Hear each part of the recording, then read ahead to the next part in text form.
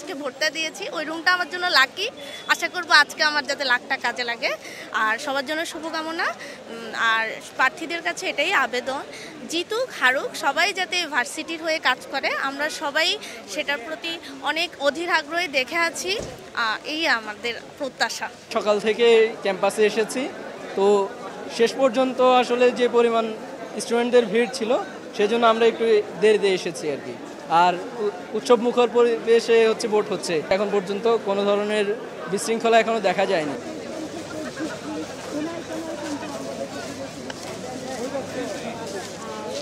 আমেজ চলতেছে, সবাই খুব এনজয় করতেছে, আমি খুব এনজয় করতেছি। কিন্তু হচ্ছে যে কিছু কিছু অবশ্য ত্রুটিও আছে বলা যায়, যেমন মার্কের বিষয়টা। এটা হচ্ছে যে কালিটা কিন্তু বলেছিল যে এটা স্থায়ী হবে, অ্যাটলিস্ট মজা করে হোক বা যাই হোক বলেছিল 17-18 দিন থাকবে, কিন্তু এখন দেখা যাচ্ছে যে এটা গসা দিলে উঠে যাচ্ছে। তো এটা তো আসলে হচ্ছে একটা মানে সন্দিহান বলা যায়। আমাদের যেহেতু অনেক দিন পর নির্বাচন হতে যাচ্ছে, ক্যাম্পাসে একটা সুষ্ঠু গণতান্ত্রিক নির্বাচন হোক সেটাই আমরা চাই। আমরা কোনো প্যানেল বা কোনো দলকে আমরা প্রায়োরিটি দিচ্ছি না। আমরা আপাতত যাকে যোগ্য মনে হচ্ছে বা ক্যাম্পাসের জন্য কাজ করতে পারবে তাকে আমরা নির্বাচন করব আশা করি, এবং ক্যাম্পাসে যে সুষ্ঠু স্বাভাবিক গণতান্ত্রিক ধারা বজায় রাখতে পারবে এবং আমাদের চাকসুটা যে একাডেমিক ক্যালেন্ডারে নিয়ে আসবে তাদেরকে আমরা ভোটটা দিব।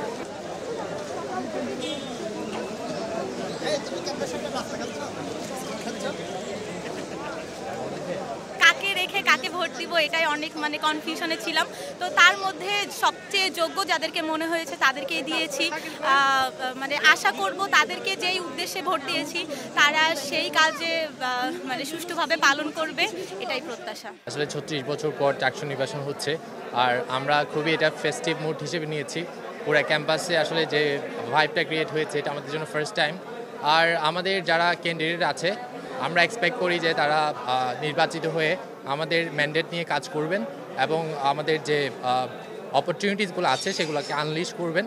অ্যাট দ্য সেম টাইম যে শর্টকামিংসগুলো আছে সেগুলো মিটিগেট করা ট্রাই করবেন। মেন যে শর্টকামিংসগুলো আছে যেমন ট্রান্সপোর্টেশন প্রবলেম, আমাদের ম্যাক্সিমাম শিক্ষার্থীরা কিন্তু শহরে থাকেন।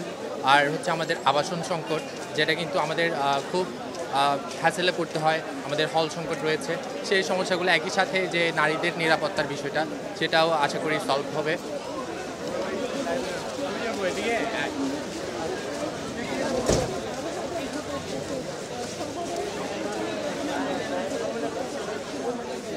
দায়িত্ব পালনে কোনো বাধা প্রদান হচ্ছে না, ভোটাররা সুন্দরভাবে সুষ্ঠুভাবে ভোট দিচ্ছে, খুব ক্লিয়ারলি ভোট হচ্ছে এখানে। আমরা ভোটাধিকার প্রয়োগ করতে চেয়েছিলাম ব্রেইল পদ্ধতিতে, যেটা আমরা হাতের স্পর্শে পড়াশোনা করি, কিন্তু এটা এই বিষয়টাতে প্রশাসন আসলে ব্যবস্থা করতে পারে নাই। আগামী বছর থেকে হয়তো আমরা ব্রেইল পদ্ধতিতে ভোটাধিকার প্রয়োগ করতে পারবো, তাই অভিযোগের জায়গা নেই, তবে ভালো লাগার জায়গা আছে।